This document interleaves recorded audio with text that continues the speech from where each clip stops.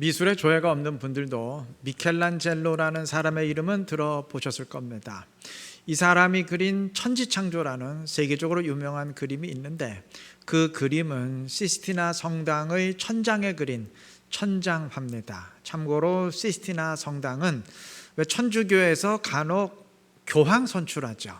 그 교황을 선출할 때마다 항상 이 곳에서 선출하게 돼 있을 정도로 유명한 성당입니다. 자, 그런데 이 그림에 얽힌 비하인드 스토리가 있는데, 이 그림은 사실은 미켈란젤로가 그리고 싶어서 그렸던 그림이 아니고, 그 당시 왕의 총애를 한 몸에 받던 미켈란젤로를 시기하고 질투하던 사람들이 그를 괴롭히고 완전히 몰락시키기 위해서 왕을 꾀어서 그로 하여금 그리게 했던 그림입니다. 시스티나 성당은 규모가 상당히 크고 천장 높이는 무려 20m가 넘기 때문에 그 천장을 그림으로 다 채우려면 최소한 몇 년 동안은 밧줄 타고 올라가서 목을 완전히 뒤로 젖힌 채 그려야 됩니다. 때문에 어떤 화가도 그 그림은 그리길 원치 않았고, 설령 그린다 한들 좋은 작품 만들어낼 수 없었습니다. 그런 그림을 그려야 했으니 미켈란젤로의 입장에서는 완전히 함정에 빠진 것입니다.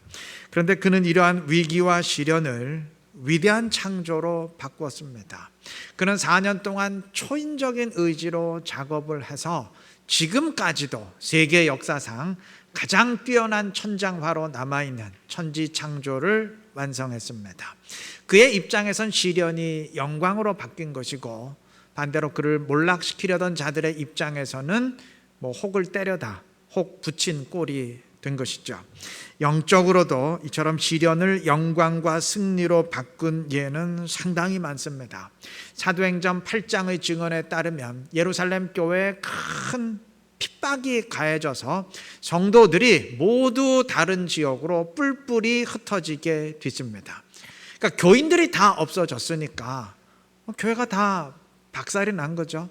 만약 오늘 이루는 교회에서 저 빼놓고 교회 다 저 부산으로 이사 갔다, 그럼 교회 어떻게 하겠습니까? 난 거죠. 여러분, 특히 그 당시 상황이 심각했던 것은 지금이야 눈에 보이는 게 교회 아닙니까? 교회가 너무 많아서 문재인 시대가 되었죠. 그리고 목사도 밟히는 게 목사고. 근데 당시는 그렇지 않았어요. 그 당시에는 예루살렘 교회가 지구상에 존재하는 유일한 교회였어요. 세계에서 딱 하나 있는 교회가 예루살렘 교회였는데, 그 교회가 깨지고 말았으니 성도들의 입장에서는 정말 눈앞이 캄캄할 수밖에 없는 절망이자 비극이었습니다.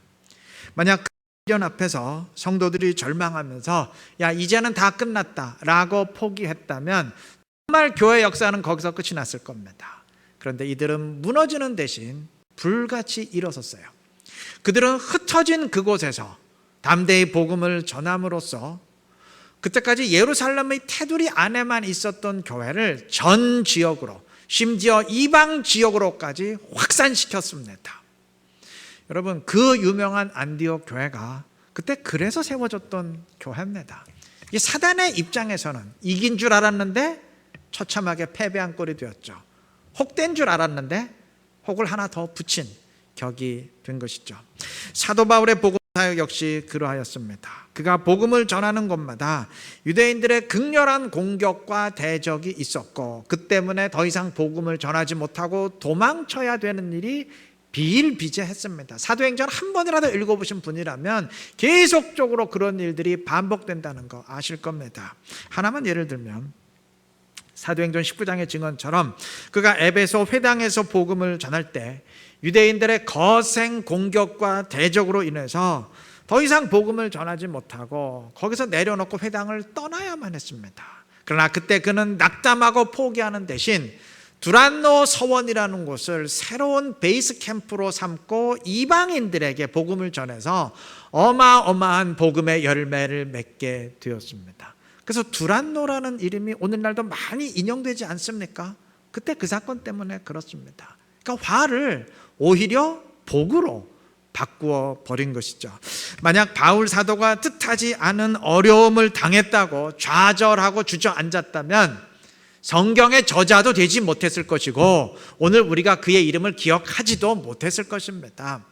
여러분, 뒤집어 말하면 그가 좌절할 만한 상황에서도 불같이 일어설 수 있었기 때문에 성경의 저자도 된 것이고 오늘날 우리가 그의 이름을 기억하는 위인으로 남아 있을 수 있는 것이고 하나님은 그를 통해서 역사하실 수 있었던 것입니다.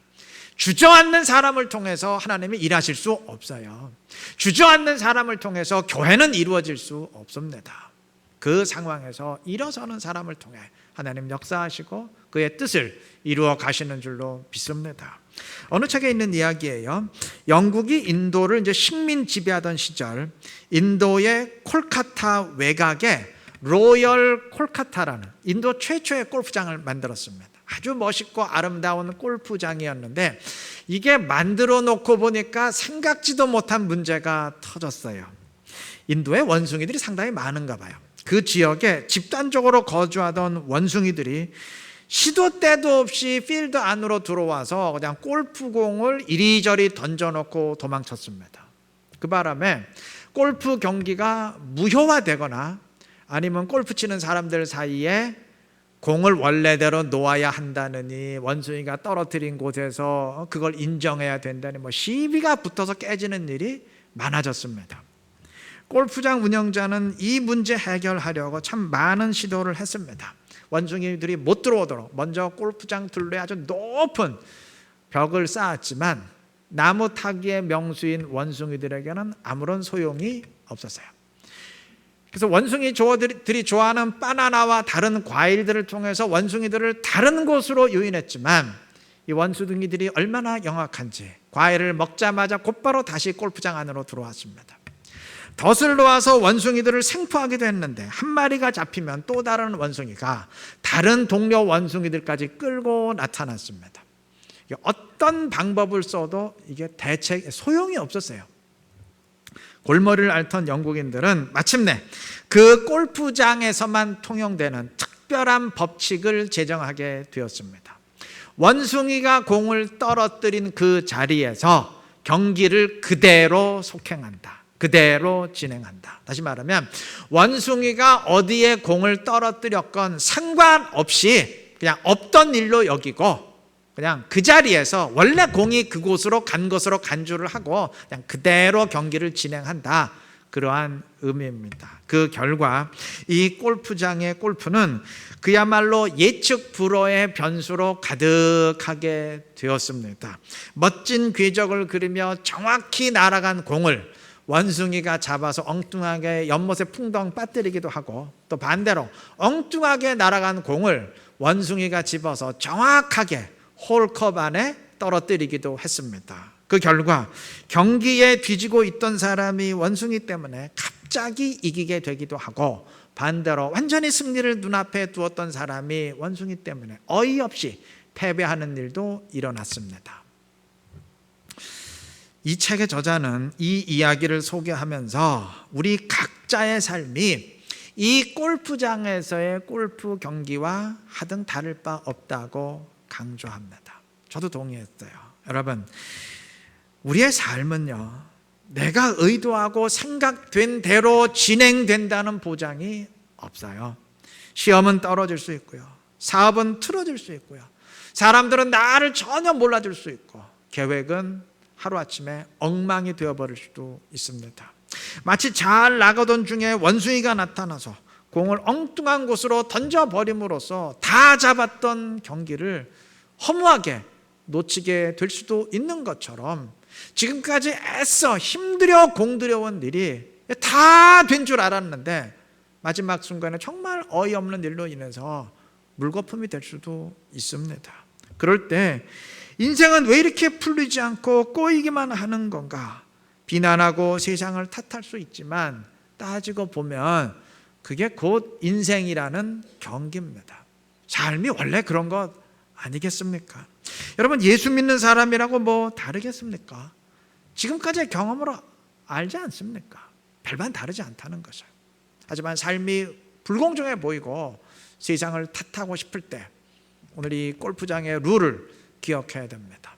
원숭이가 공을 떨어뜨린 그 자리에서 마치 아무 일도 없었다는 듯 그대로 경기를 진행한다. 마치 아무 일도 없었다는 듯 다시 시작해야 됩니다. 내 인생 비극이다.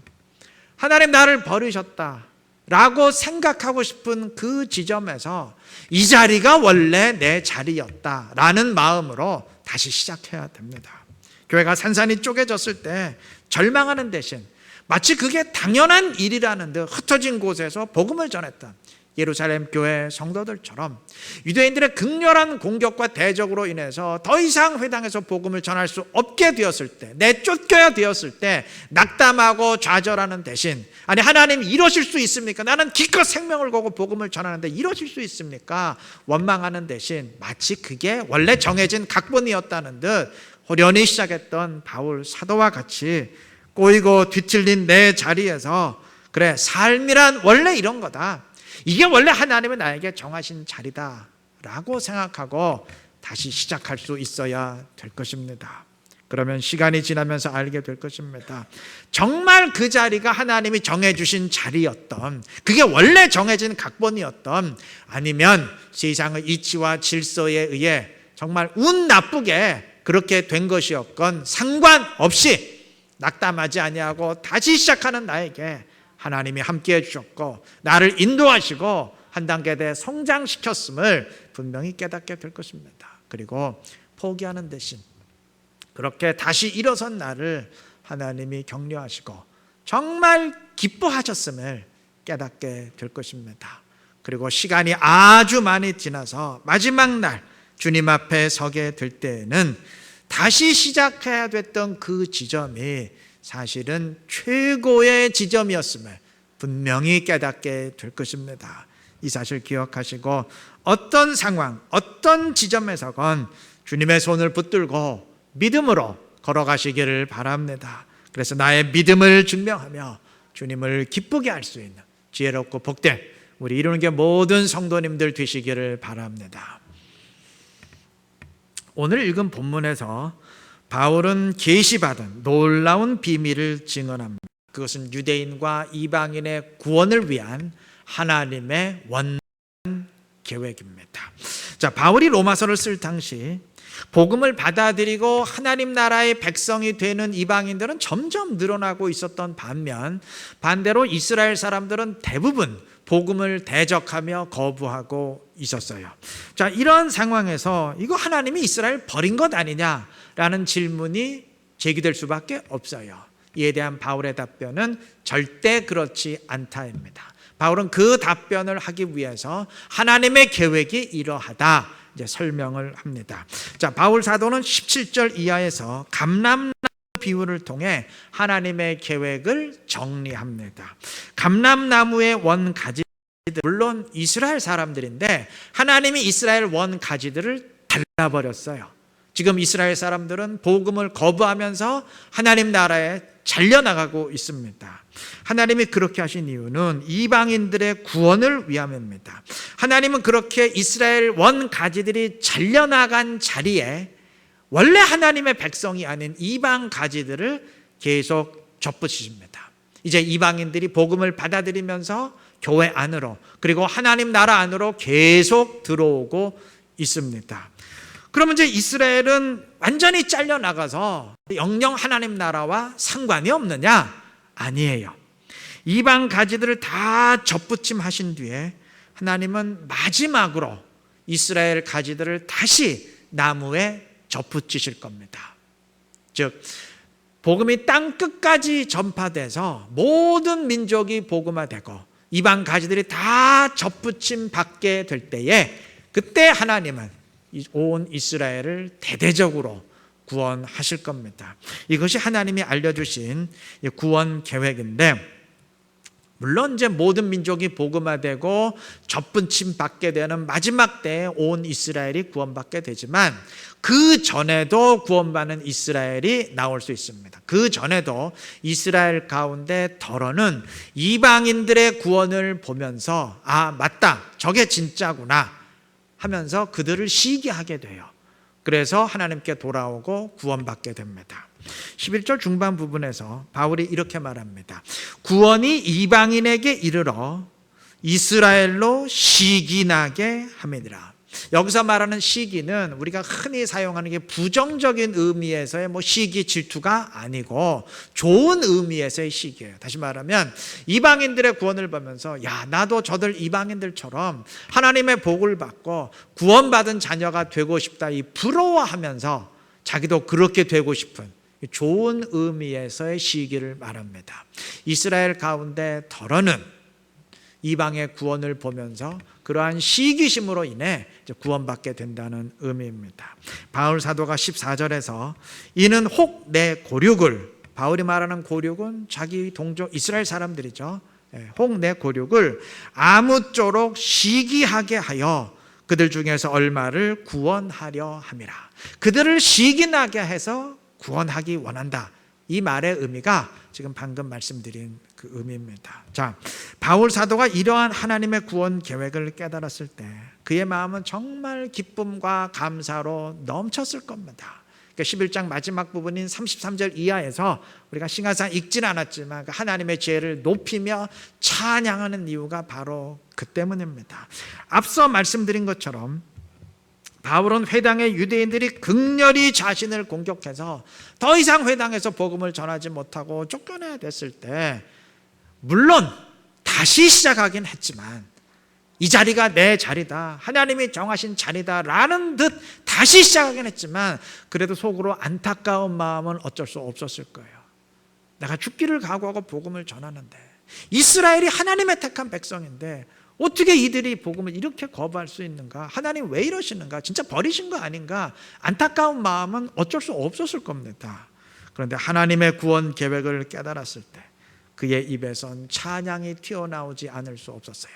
유대인들이 복음을 거부할수록, 다시 말해서 유대인 가지들이 잘려나갈수록 오히려 이방 가지들이 그 자리에 접붙임 받고 구원받게 되는 것이었습니다. 즉 더 많은 유대인들이 복음을 거부하며 바울을 공격할수록 더 많은 이방 사람들이 복음을 받아들이고 구원받게 되는 것이었어요. 다시 말하면 유대인들이 그렇게 바울을 공격하며 회방하고 대적하면 할수록 자신의 이방 사역이, 이방인들을 구원하는 자신의 사역이 그러면 그럴수록 더 풍성한 열매를 맺게 되는 것이었어요.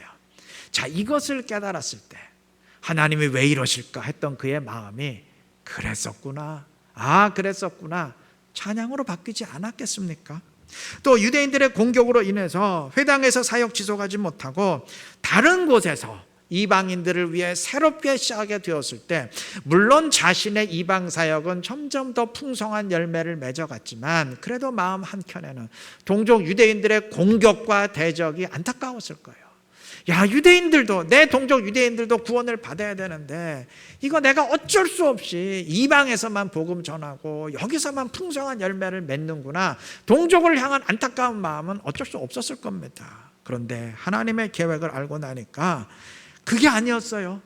이방을 구원하는 자신의 사역이 열매를 맺으면 맺을수록 유대인의 구원이 앞당겨지는 것이었어요. 이방 가지들이 다 접붙임 받으면 그때 온 이스라엘 구원받게 되니까 자신의 이방 사역이 열매를 풍성히 맺으면 맺을수록 그날이 가까워지는 것이었어요. 그리고 그 날이 되기 전에도 자신의 열매가 풍성히 맺혀질수록 이스라엘 가운데 더러는 그것을 시기함으로써 또 구원받고 하나님께 돌아오게 되는 것이었어요.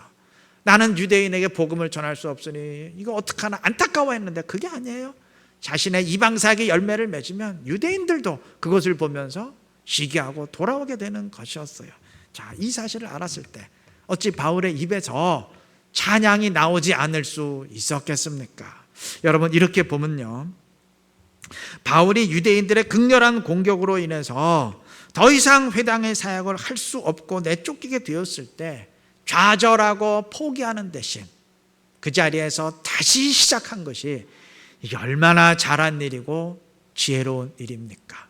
만약에 그때 하나님 원망하며 좌절하고 포기했으면 그 구원 계획 알고 났을 때 얼마나 후회가 됐겠어요. 사실 그때 낙담할 일인 것 같았지만 알고 보니까 그게 오히려 이방 사역을 더 풍성히 만드는 길 아니었습니까? 또 이방의 열매는 점점 풍성해지는 반면 유대인들은 극렬히 복음을 거부하는 상황에서 주저앉는 대신 이것이 하나님이 정하신 내 자리다, 하나님의 뜻이 있을 것이다 라고 계속 전진했던 것이 이게 얼마나 잘한 일이고 지혜로운 일입니까? 정말 하나님의 뜻이 있었지 않습니까? 그렇게 하는 것이 유대인들을 시기나게 해서 구원하는 길 아니었습니까? 우리 모두 마찬가지입니다. 여러분, 바울만 이러하겠어요? 우리도 마찬가지입니다. 정말 내 삶이 나를 배신하는 것처럼 여겨질 때 어떻게 이렇게 꼬일 수가 있나 싶을 때 낙담하고 무너지는 대신 아까 말씀드렸던 골프장의 벅집처럼 원숭이가 공을 떨어뜨리는 그 자리에서 다시 시작한다, 이러한 마음으로 이 자리가 원래 하나님이 정하신 내 자리다 라는 마음으로 계속 전진하시기를 바랍니다. 새롭게 시작해 가시기를 바랍니다.